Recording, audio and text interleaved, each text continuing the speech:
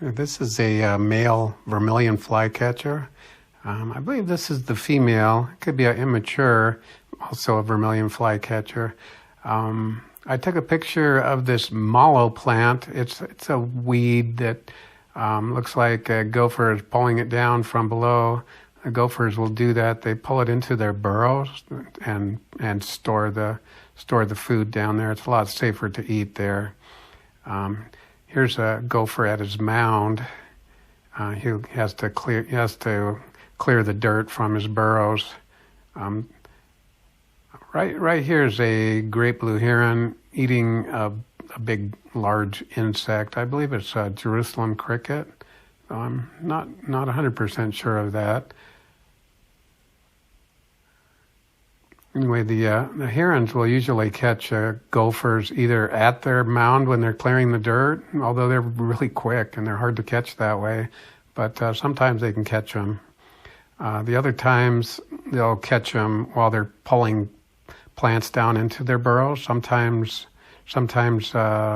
usually it's grass, but sometimes it'll be bigger plants. Here the heron's giving a big yawn.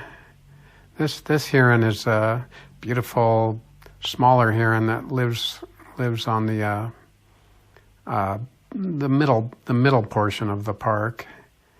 Seems like it strikes a little harder than even that much larger heron that was eating the cricket. Here the smaller heron sees something. Clearly, it's moving with a purpose.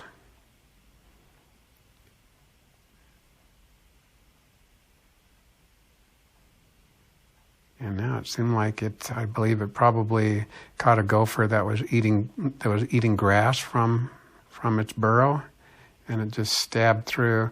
That grass that's in its bill is likely the last meal of that gopher, or at least close to the grass that it was eating. And the heron quickly swallows the gopher so that no hawk can steal it from her.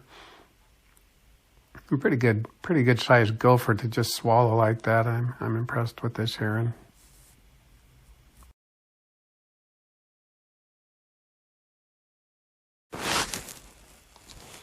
Yeah, I called this heron a her, though I can't really say that with much certainty.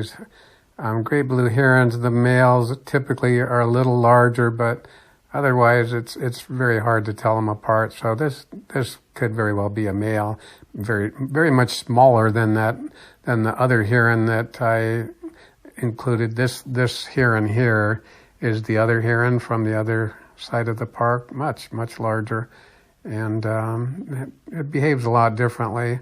I think my program, the stabilization program, caused that a little wobble there. Sorry about that, but.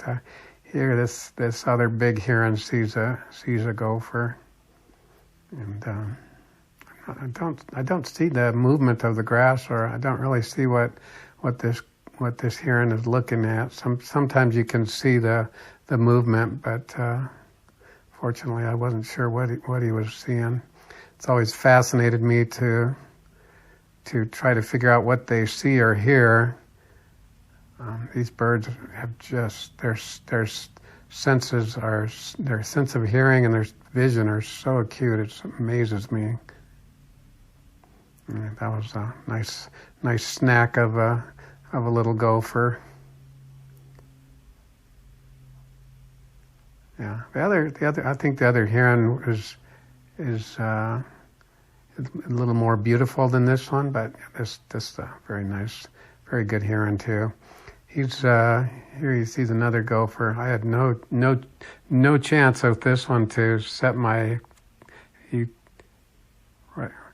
Right when I got there, I had like 10 seconds to set up, and I thought I'd give some slow-mos. You can kind of see the dirt kind of indicates that the bird was pulling that gopher from his burrow. This is a pretty decent sized gopher here. He flew it to the river, which is just located a little bit to the west. It's the concrete lined river like we have here in LA.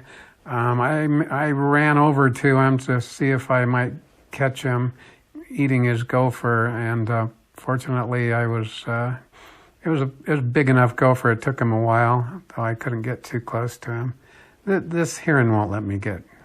He would have got scared if I ran down there a little closer, I think. So I didn't want to scare him, and showed him swallowing his gopher.